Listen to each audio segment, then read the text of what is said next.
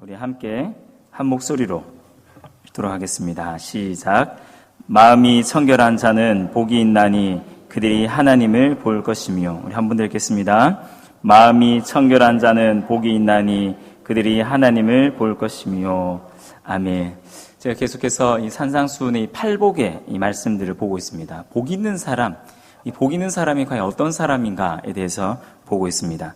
어떤 사람이 복이 있는가라는 이 말은 복받은 그리스도인의 삶의 모습은 무엇인가? 라는 질문과 동일하다고 볼 수 있습니다. 즉, 구원받은 그리스도인의 삶의 모습, 예수님을 따르는 제자의 참된 모습이 무엇인가? 제가 하나하나 살펴보고 있습니다. 좀 복습을 해보자면, 먼저 첫 번째는 심령이 가난한 사람입니다. 즉, 심령이 파산 상태에 이른, 즉, 하나님밖에 없습니다. 내 삶 속에 오직 하나님 은혜밖에 없습니다. 고백하는 사람입니다. 두 번째로는 애통하는 사람입니다. 자신의 죄악됨을 바라보고 처절하게 하나님 앞에 회개하며 하나님만 바라보는 사람입니다. 세 번째는 온유한 사람입니다. 핍박 속에서도 겸손히 하나님만 바라보며 주님 주실 유업을 사모하는 사람, 이 사람이 바로 온유한 사람, 예수님을 따르는 제자의 모습입니다. 네 번째는 의에 줄이고 목마른 사람입니다. 하나님이 주실 은혜만을 갈망하며 그 은혜로 만족하는 사람입니다. 그리고 다섯 번째로 이 긍휼히 여기는 자입니다. 하나님께서 베풀어 주신 그 긍휼을 다른 사람에게 동일하게 베푸는 그 사람, 이 사람이 바로 예수님의 제자, 하나님의 구원을 받은 사람의 모습이다 라고 말씀하고 있습니다. 오늘은 여섯 번째 시간입니다. 오늘은 마음이 청결한 사람에 대해서 우리 함께 말씀을 나눠보겠습니다.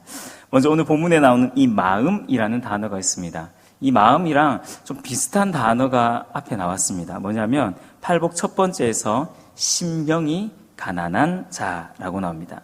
그런데 이 팔복 첫 번째에 나왔던 이 심령이라는 단어와 오늘 본문에 나오는 이 마음이라는 단어는 사실 전혀 다른 단어를 사용하고 있습니다. 팔복 첫 번째 나오는 이 심령이 가난하다. 이 심령이라는 이 단어는 영을 의미합니다. 즉 우리 내면을 일컫는 말입니다. 그래서 심령이 가난하다 이 말을 영적 파산 상태에 이르렀다라고 해석하였습니다. 하지만 이 마음이라는 이 단어는 내적 청결함과 이 대조적으로 이 도덕적 더럽힘으로부터 깨끗하게 된 사람을 의미합니다. 그러니까 심령, 이 마음, 저희는 사실 똑같은 의미로 사용하지만 성경에서는 특별히 팔복에서는 이 심령과 이 마음을 조금 다른 개념으로 사용하고 있습니다. 사실 이 단어는 시편 24편 말씀에서 인용된 말씀입니다. 시편 24편 3절과 4절 제가 읽어드리겠습니다. 여호와의 산에 오를 자가 누구며 그의 거룩한 곳에 설 자가 누구인가? 곧 손이 깨끗하며 마음이 청결하며 뜻을 허탄한 데 두지 아니하며 거짓 맹세하지 아니하는 자로다 라고 말씀합니다. 여호와의 산에 오를 자, 거룩한 곳에 설 자가 누구인가? 라고 시편 기자가 질문합니다. 이 말은 주님 앞에 예배 드릴 수 있는 사람이 누구인가? 라는 질문입니다. 이 질문에 시편 기자는 24편 4절에서 이렇게 말합니다. 손이 깨끗하며 마음이 청결하며 라고 말합니다. 여기에서 이 손이라는 이 단어는 이 도덕적인 삶을 의미합니다. 즉 손이 깨끗하다, 도덕적으로 흠이 없는 삶을 살아간다는 것입니다. 즉 주님을 예배할 수 있는 자들은 이 손을 통한 이 외적 행동의 이 순결성, 그리고 마음을 통한 내적 정결성을 갖춘 사람이다라고 보고 있습니다. 그런데 사실 시편 기자는 이 외적 행동과 이 내적 정결함을 하나로 보고 있습니다. 즉 내적 정결함과 이 외적 순결성을 따로 구분해서 이야기하지 않습니다. 마태복음에서 예수님께서 이 말씀하시는 이 마음도 마찬가지입니다. 마음은 이 거울과 같습니다. 마음에 있는 것들이 밖으로 드러나고 밖으로 드러난 행동은 마음을 그대로 반영하기 마련입니다. 그러니 마음은 단순히 내적인 영역일 뿐만 아니라 외적 영역까지 포함하고 있다고 볼 수 있습니다. 그래서 마음을 들여다보면 그 사람의 진심을 알 수 있습니다. 그런데 이 마음이 어떻게 해야 되어져야 되냐면 청결해야 한다라고 성경은 말합니다. 이 청결하다, 쉽게 말하면 이 투명하다라는 것입니다. 제가 오늘 종이컵을 들고 왔습니다. 이 안에 뭐가 들었을까요? 예? 물. 또 뭐가 들었을까요? 제가 물을 넣고 질문을 드리겠습니까? 이 안에는 아무것도 들지 않았습니다. 자, 이 종이컵은 여러분들이 볼 수가 없습니다. 이 안에 무엇이 들었는지 알지 못합니다. 근데 만약 제가 유리잔을 들고 여러분에게 이 안에 뭐가 들었겠습니까? 라고 질문했다면 여러분들은 정말 시력이 나쁘지 않은 이상 다 맞추셨을 것입니다. 즉 유리잔과 같이 밖에서도 안을 들여다볼 수 있는 이 투명함, 우리 그리스도인들은 이런 투명 유리잔이 되어야 됩니다. 누구든지 우리 속을 훤히 들여다볼 수 있는, 우리의 진심을 알 수 있는 사람이 되어야 합니다. 이 말은 겉과 속이 다른 것이 아니라 겉과 속이 똑같은, 한결같은 삶을 살아야 된다는 것입니다. 두 번째, 이 청결하다라는 이 의미는 불순물이 없다라는 의미입니다. 이사야 1장 25절 말씀입니다. 제가 읽어드리겠습니다. 내가 또 내 손을 너에게 돌려 너의 찌꺼기를 잿물로 씻듯이 녹여 청결하게 하며 너의 혼잣물을 다 제하여 버리고 라고 말씀합니다. 지금 예수님께서 이스라엘 백성들의 그 죄악들에 대해서 내가 너희의 그 찌꺼기를 잿물로 씻듯이 완전히 녹여 내가 청결하게 하겠다. 너희를 정말 내 백성 되게 회복시키겠다라고 말씀하시면서 이 말씀을 하십니다. 즉 이 말씀은 금이 용광로에 들어가 이 불순물이 다 빠진 다음에 순금으로 나오는 것처럼 이 청결하다라는 이 말은 우리 안에 불순물이 없다는 것입니다. 우리 안에 찌꺼기가 없다는 것입니다. 저는 이 안경을 끼고 있습니다. 그런데 가끔 아침에 새벽 예배를 드리기 위해서 일어나서 안경을 꼈는데 앞이 부을 때가 있습니다. 저희 아들이 제 안경을 가지고 놀았습니다. 손에 지문을 다 묻혀놔서 안경을 꼈는데 보이긴 보이는데 이게 정말 뿌옇게 머리가 정말 아플 때가 있습니다. 그러면 어떡하겠습니까? 그 뿌연 그 안경을, 손자국 난 그 안경을 그대로 끼고 다니겠습니까? 아닙니다. 안경을 깨끗하게 닦고 다시 껴서 이 사물들을 정확하게 바라보는 것입니다. 우리의 마음이 청결하다라는 것은 우리 안에 있는 이런 불순물들, 우리 안에 있는 이 죄의 이 찌꺼기들을 하나하나 걸러낸다라는 의미를 가지고 있습니다. 결국 이 청결함은 사실 예수 그리스도의 그 보혈로 말미암아 우리 안에 있는 죄악들이 점점점 이 사라져가는 상태를 말합니다. 베드로후서 3장 14절 말씀에는 그러므로 사랑하는 자들아 너희가 이것을 바라보나니 주 앞에서 점도 없고 흠도 없이 평강 가운데 나타나기를 힘쓰라라고 말합니다. 베드로 사도가 무엇이라 말하냐면 주님 앞에서 점도 없고 흠도 없이 평강 가운데 나타나기를 힘쓰라라고 우리에게 부탁하고 있습니다. 즉 예수 그리스도의 그 보혈로 말미암아 정말 우리가 주님 앞에서 점도 흠도 없는 그 온전한 모습으로 나아가기를 힘쓰라는 것입니다. 즉 우리의 이 마음, 내적인 이 마음뿐만 아니라 우리 외적 행동까지 이런 청결함을 우리가 유지할 때, 그리고 청결함을 추구하며 살아갈 때 오늘 본문을 보시면 아주 놀라운 약속을 우리에게 하고 있습니다. 그것은 무엇이냐면 하나님을 보게 된다라는 말씀입니다. 하나님을 보게 된다. 사랑하는 성도님들, 하나님을 직접 보신 분 계십니까? 성경 우리에게 말씀합니다. 마음이 청결한 자는 하나님을 볼 것이다 라고 말합니다. 그런데 성경 그 어디에도 하나님을 이 땅 가운데 직접 본 사람은 아무도 없습니다. 모세가 사실 하나님께 구하였습니다. 하나님, 당신의 영광을 제가 보기 원합니다 라고 간구했습니다. 영광을 보기 원한다 이 말은 하나님, 내가 정말 하나님을 직접 보기 원합니다 라는 질문이고 간구였고 요구였습니다. 그런데 출애굽기 33장 말씀에 사실 하나님은 그에게 얼굴을 보이시지 않습니다. 그리고 네가 내 등만 볼 것이다. 하나님의 얼굴을 보이시지 않으십니다. 왜냐하면 하나님의 그 영광스러움을 죄인된 우리가 결코 바라볼 수 없기 때문입니다. 하나님의 그 영광 앞에 죄인된 우리는 그 영광을 바라보는 순간 죽을 수밖에 없기 때문입니다. 그래서 사실 우리는 이 땅에서 하나님을 육신의 눈으로 직접적으로 볼 수가 없습니다. 자, 여기에서 하나님을 본다라는 이 말은 믿음의 눈으로 하나님을 바라본다는 의미입니다. 세상의 사람들은 하나님을, 예수님을 보여달라고 합니다. 수요 전도대를 나가거나 전도를 하다 보면 꼭 이런 분이 있습니다. 지금 나에게 예수님을 보여주십시오. 하나님을 보여주십시오. 그러면 내가 믿겠습니다. 이렇게 말합니다. 또 어떤 분들은 저에게 반대로 질문합니다. 하나님 직접 봤어요? 질문합니다. 하나님 직접 당신 눈으로 직접 봤어요? 그러면 내가 믿겠습니다. 이렇게 말하는 사람들이 있습니다. 하지만 주님은 우리에게 직접적으로 그분의 영광을 보여주시지 않습니다. 왜냐하면 이것이 우리에게 유익합니다.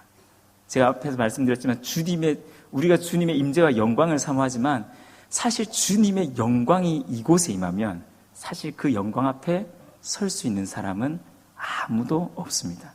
우리 모두는 그 영광 앞에 죽을 수밖에 없는 죄인입니다. 대신에 하나님은 우리의 믿음을 통해서 하나님의 살아계심, 하나님의 함께하심을 보여주십니다. 욥기 42장 5절 말씀에 욥이 이런 고백을 합니다. 내가 주께 대하여 귀로 듣기만 하였사오나 이제는 눈으로 주를 배옵나이다. 지금 욥이 이렇게 고백합니다. 내가 이전에는 귀로만 하나님을 들었는데 이제는 내 눈으로 하나님을 바라봅니다. 자, 여기에서 하나님을 바라본다라는 이 의미가 지금 욥이 육신의 눈을 통해서 야, 하나님 정말 내 옆에 계시는구나. 아, 내 앞에 계시는구나. 이런 의미가 아닙니다. 욥은 지금 여러 고난들을 통해서 또 하나님의 그 질문들을 통해서 지금 더욱 깊이 하나님을 알게 된 것입니다. 이 고백을 내가 이제는 하나님 살아계심을, 나와 함께 하심을, 하나님이 창조주시고 하나님이 내 삶의 구원자이심을 내가 이제 더 깊이 알게 되었습니다 라는 고백이 내가 이제는 눈으로 주님을 바라봅니다 라는 고백입니다. 믿음이 없이는 주님을 결코 바라볼 수가 없습니다. 성경도 마찬가지죠. 수많은 사람들이 성경을 읽고 있습니다. 매년 베스트셀러는 성경입니다. 가장 많이 팔린 책 성경입니다. 또 많은 사람들이 읽는 책 성경입니다. 문제는 무엇이냐면 믿음 없이 성경을 보는 사람들은 결코 그 안에서 하나님의 구원을 경험할 수가 없습니다. 믿음으로 말씀을 보는 자들만이 복음을 알 수 있고 그 복음 앞에 반응하며 주님께 우리의 삶을 드리게 되는 것입니다. 특별히 오늘 본문에 나오는 하나님을 볼 것이다. 이 말은 사실 미래형으로 기록되어져 있습니다. 지금 내가 청결함으로 하나님을 보는 것이 아니라 미래에 하나님을 볼 것이다 라고 기록하고 있습니다. 즉 지금 당장은 아니지만 우리가 주님 앞에 서는 날 하나님을 온전히 바라볼 수 있다. 성경은 말하고 있습니다. 고린도전서 13장 12절 말씀에 이런 말씀이 있습니다. 우리가 지금은 거울로 보는 것 같이 희미하나 그때는 얼굴과 얼굴을 대하여 볼 것이요 지금은 내가 부분적으로 하나 그때는 주께서 나를 아신 것 같이 내가 온전히 알리라. 아멘. 여기서 지금 바울이 무엇이라고 고백하고 있습니까? 우리가 지금은 거울을 보는 것과 같이 희미하다라는 것입니다. 오늘날 거울은 너무 선명하게 나옵니다. 맞죠? 근데 이 당시 1세기의 거울은 지금 우리가 보는 거울이 아닙니다. 청동과 같은. 그래서 우리의 모습이 보이긴 보이지만 그것이 선명하게 드러나지는 않습니다. 이것과 같이 지금 이 땅에서 우리의 삶은 주님을 우리가 희미하게 보기는 봅니다. 하나님의 살아계심, 하나님의 함께하심, 하나님의 그 역사들, 하나님이 내 삶 가운데 어떻게 개입하시는지, 하나님이 어떻게 내 삶을 붙잡고 가시는지 알 수 있습니다. 경험합니다. 하지만 그것이 희미하다라고 말합니다. 하지만 우리가 주님 앞에 서는 그날, 우리 개인의 종말과 또 주님이 재림하신 그때에는 우리가 정말 주님의 얼굴을 우리의 얼굴과 맞대어 온전하게 볼 수 있다라고 말씀하고 있습니다. 우리 찬송가 중에 이런 찬송가가 있죠. 구주를 생각만 해도 이렇게 좋은 걸, 이런 찬양이 있습니다.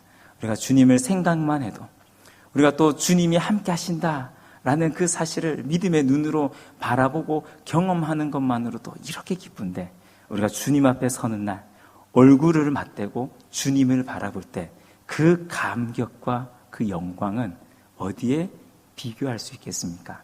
이 땅을 살아가는 저와 우리 모든 성도님들은 이런 기대들을 가지고 소망을 가지고 살아가셔야 됩니다. 그러기 위해서는 우리가 이 땅에서도 사실 희미하게나마 하나님의 그 영광, 하나님의 그 모습을 볼 수가 있습니다.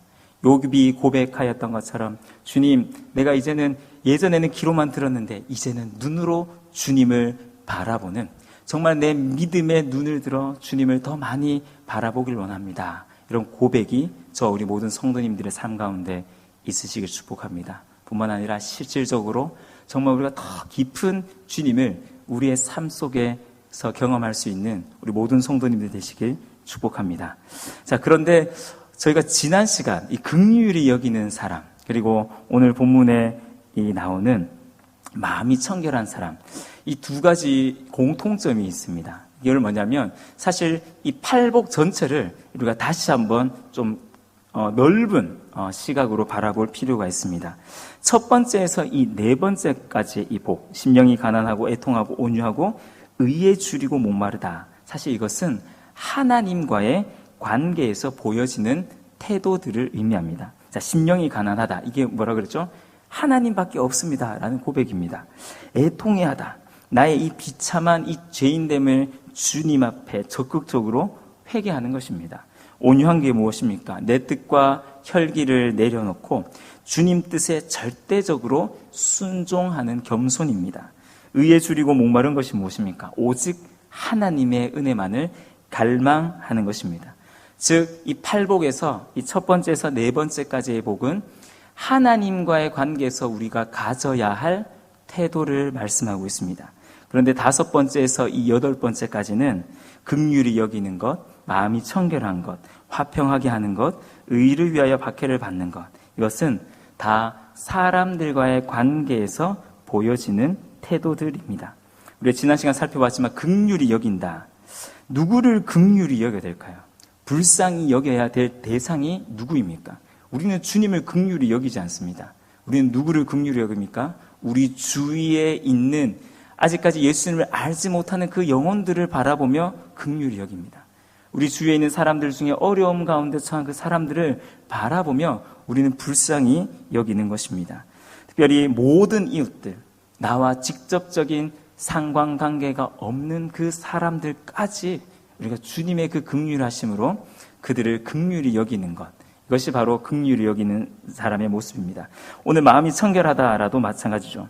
누구에게 우리가 도덕적으로 이 깨끗한 모습을 보여야 되겠습니까? 하나님께 도덕적 깨끗함을 보여야 되겠습니까? 하나님께는 우리의 의로움을 드러낼 만한 것이 없습니다.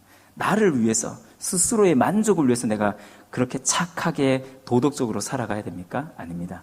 도덕적 행함 역시 다른 사람을 위해서 보여야 될 모습입니다. 즉, 다섯 번째에서 여덟 번째까지의 이 팔복의 내용은 다른 사람들과의 관계에서 보여야 할 태도를 우리에게 말씀하고 있습니다. 즉, 이 팔복의 특징이 무엇이냐면 하나님과의 관계에서 우리가 가져야 할 태도, 그리고 사람들과의 관계에서 우리가 가져야 할 태도입니다. 그런데 예수님은 이 두 가지를 동일하게 여기셨습니다. 하나님에 대한 우리의 태도에 대해서만 복이 있다, 너는 정말 복받은 사람이다 라고 선포하지 않으셨습니다.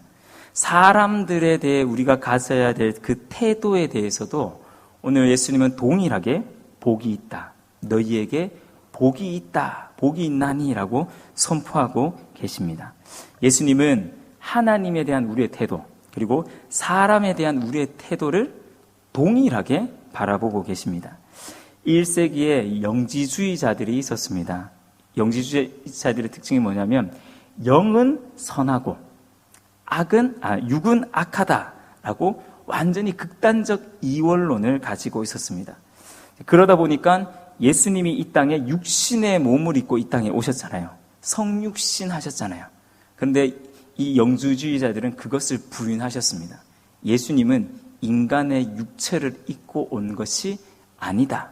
예수님의 성육신을 부인해버립니다. 성육신이 부인돼서 버리면 사실 예수님의 그 대속적 죽음, 부활, 이것이 사실은 다 아무런 가치가 없게 되어집니다. 왜냐하면 이 영지주의자들은 이 육을 악하다라고 보았기 때문입니다. 그래서 그들은 육체가 악하기 때문에 영을 육으로부터 해방시키기 위해서 과도한 금욕주의를 실천하였습니다. 철저한 이 금욕주의로 자신의 그 육체를 부정한 사람들입니다. 근데 오늘날 우리도 이런 영지주의자들과 같은 모습이 우리의 신앙생활 가운데 나타날 수 있습니다. 즉 영적인 것과 이 육적인 것을 우리가 스스로 구분해 버릴 때가 있다는 것입니다. 자, 예를 들어 영적인 것, 예배, 기도 등과 같은 이 영적인 이 것들은 이 육적인 것, 우리가 직장 생활을 한다거나 가정에서 생활한다는 이것들보다 더 고귀하고 가치 있는 것들이라고 생각합니다. 즉 예배는 우리의 직장 생활보다, 우리가 이 세상을 살아가는 것보다 더 귀한 것이고, 그러니까 이 세상에서 직장 생활을 하는 것은 덜 가치 있고 귀한 것이다라고 여기는 것입니다. 하지만 그렇지 않습니다. 영적인 사람이 서 있는 곳, 영적인 사람이 하는 모든 것은 영적인 일입니다. 오히려 예수님은 우리가 생각하는 이 육적인 일들이 영적인 것보다 더 앞선다라고까지 말씀하셨습니다. 마태복음 5장 21절에서 26절까지 말씀은 예수님이 이 옛 율법을 새롭게 해석하시면서 살인하지 말라라는 이 율법을 설명하십니다. 그때 23절, 24절에서는 예배와 형제와의 화목에 대해서 이야기하고 계십니다. 마태복음 5장 23절, 24절 제가 읽어드리겠습니다. 그러므로 예물을 제단에 드리려다가 거기서 너의 형제에게 원망 들을 만한 일이 있는 것이 생각나거든 예물을 제단 앞에 두고 먼저 가서 형제와 화목하고 그 후에 와서 예물을 드리라 라고 말씀합니다. 사랑하는 성도님들, 예배가 중요합니까? 형제와 원만한 관계를 갖는 것이 중요합니까? 좀 쉬운 말로 바꿔드릴까요? 하나님과의 관계가 중요합니까? 사람들과의 관계가 중요합니까? 둘 다 중요합니다. 성경은 우리에게 이것을 말합니다. 하나님과의 관계도 중요하고 이 하나님과의 관계가 된 그 사람이 사람들과의 관계에서 갖는 그 관계 역시 너무나 소중하고 귀하다라고 말합니다. 하나님 사랑과 이웃 사랑은 이 동전의 양면과 같습니다. 앞면 하나님의 사랑, 뒷면 이웃 사랑입니다. 마태복음 22장 39절 말씀을 보시면 둘째도 그와 같으니 내 이웃을 내 자신과 같이 사랑하라 하셨습니다. 예수님께서는 이 율법사의 질문, 어느 계명이 큽니까? 라는 이 질문. 자, 율법사가 질문합니다. 어느 여러 계명들이 있는데 이 중에 무슨 계명이 가장 큽니까? 라고 하면 예수님의 대답은 당연히 가장 큰 계명을 말씀하셔야 됩니다. 근데 예수님이 뭐라 말씀하셨냐면 첫째는 하나님을 사랑하는 것이다 라고 말씀하셨습니다. 그리고 둘째도 그와 같으니 내 이웃을 내 몸과 같이 사랑하라. 여기 나오는 둘째도 그와 같다라는 이 말은 첫 번째 것과 동등하다, 첫 번째 것과 똑같다라는 의미입니다. 즉 예수님이 보시기에 예수님의 제자들, 예수님의 그 복음을 듣고 예수님을 따르는 구원받은 그 백성들에게 있어서 하나님 사랑과 이웃 사랑은 별개의 것이 아니라는 것입니다. 똑같이 예수님은 바라보고 계십니다.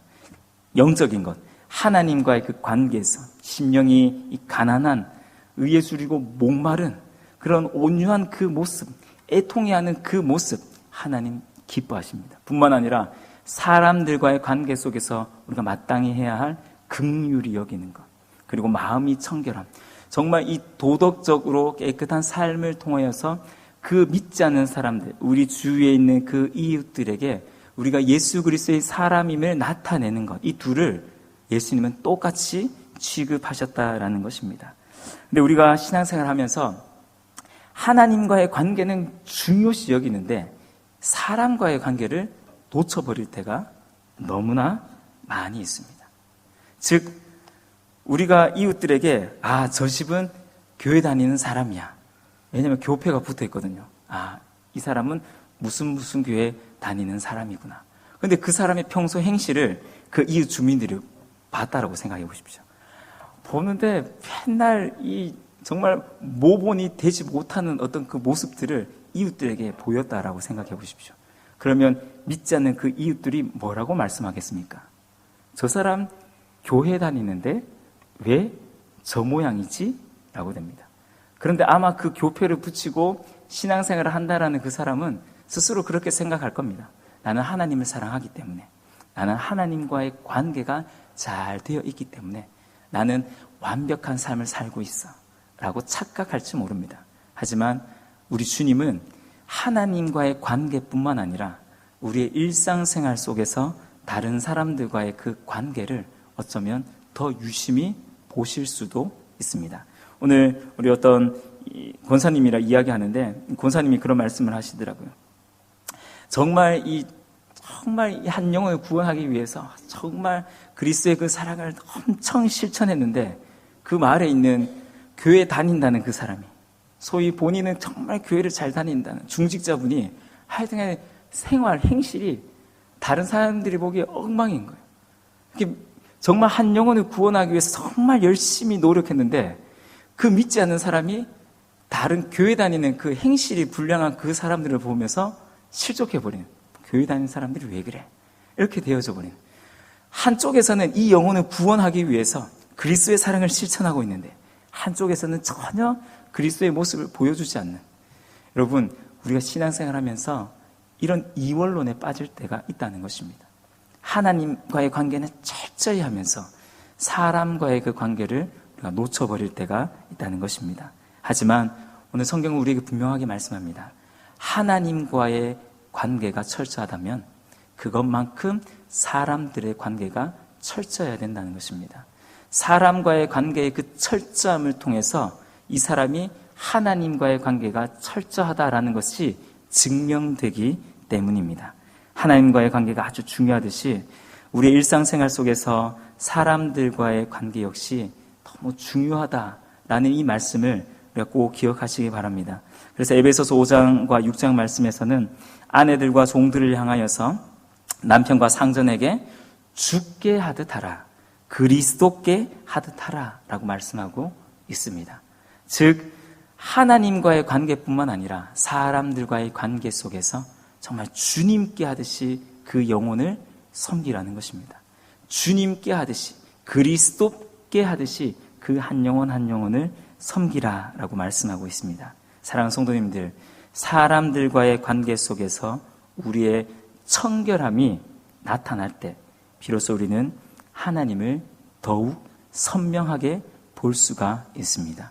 우리의 삶 속에 하나님이 선명하게 보이지 않는다. 그것은 우리의 삶에 문제가 있다는 하나님의 신호입니다. 저와 우리 모든 성도님들이 정말 마음이 청결할 수 있는, 우리의 삶이 청결함으로 말미암아 정말 하나님의 그 살아계심, 하나님의 그 함께하심을 더 많이 경험하고 누릴 수 있는 귀한 은혜가 있으시길 주님의 이름으로 축복합니다. 함께 기도드리겠습니다. 하나님, 마음이 청결한 자는 복이 있나니 그들이 하나님을 볼 것이요 말씀하신 주님, 하나님 정말 우리의 마음이 청결하길 원합니다. 우리의 삶이 정말 주님 앞에서 청결하게 하시고 우리의 삶이 믿지 않는 다른 사람들이 보기에도 청결한 삶이 되게 하여 주시옵소서. 하나님, 특별히 우리의 삶 속에서, 우리의 직장 생활 속에서, 우리가 세상 속에서 정말 그리스도의 그 사랑을, 그리스도의 그 은혜를, 그리스도의 그 복음을 증거할 수 있는, 드러낼 수 있는, 실천할 수 있는 우리가 되게 하여 주시옵소서. 우리가 이처럼 청결한 삶을 살아갈 때 우리의 삶 속에 함께 하시는 살아계신 그 주님을 더 깊이 경험하게 될 줄로 믿습니다. 여전히 청결하지 못한 우리의 삶의 모습이 있지는 않습니까? 하나님의 관계는 우리가 중요시 여기면서 사람들과의 그 관계, 일상에서의 우리의 그 삶의 하나의 그 중요성들을 우리가 놓치며 살아갈 때가 있지는 않습니까? 주님, 가정에서, 세상에서 정말 사람들과 온전한 관계를 추구하며 나아갈 수 있는, 우리가 주님을 사랑하듯이 우리에게 맡겨주신 그 영혼들을 동일하게 사랑할 수 있는, 섬길 수 있는 복된 삶을 살게 하여 주시옵소서. 특별히 우리 사랑하는 성도님들 가운데 육체의 연약함 가운데 있는 우리 성도님들이 있습니다. 이 시간 찾아가셔서 치유하여 주시옵소서, 만져주시옵소서, 하나님 함께하여 주시옵소서, 그 고통을 줄여 주시옵소서. 또 내일 입원하시고 또 금요일에 또 수술하시는 우리 권사님이 있습니다. 하나님, 그 마음이 두렵지 않도록 주님께서 그 마음에 강하고 담대한 마음을 허락하여 주시고 그 수술이 은혜 가운데 잘 맞춰질 수 있도록 하나님, 다시 하나님 아프지 않도록 온전하게 회복되어질 수 있도록 주님께서 모든 수술의 과정 가운데 간섭하여 주시고 역사하여 주시옵소서. 특별히 우리 성도들 가운데 믿음이 연약한 우리 성도들이 있습니다. 하나님, 믿음을 더하여 주시옵소서. 그 믿음을 더하여 주시옵소서. 특별히 우리 슬픔을 당한 우리 배소남 집사님 가정의 자녀들을 축복하여 주셔서 그 자녀들 아직까지 예수님을 믿지 않고 있지만 주님 간섭하시고 주님 역사하셔서 정말 저들이 예수님을 믿는 하나님 자녀가 되게 하여 주시옵소서. 어머님이, 사랑하는 어머님이 믿으셨던 그 예수님을 우리 자녀들 역시 믿을 수 있는 은혜가 있게 하여 주시옵소서. 하나님, 오늘 수요예배 나오면서 많은 기도의 제목들, 많은 마음의 소원들을, 많은 주님을 향한 그 기대감들을 주님 앞에 가지고 나왔습니다.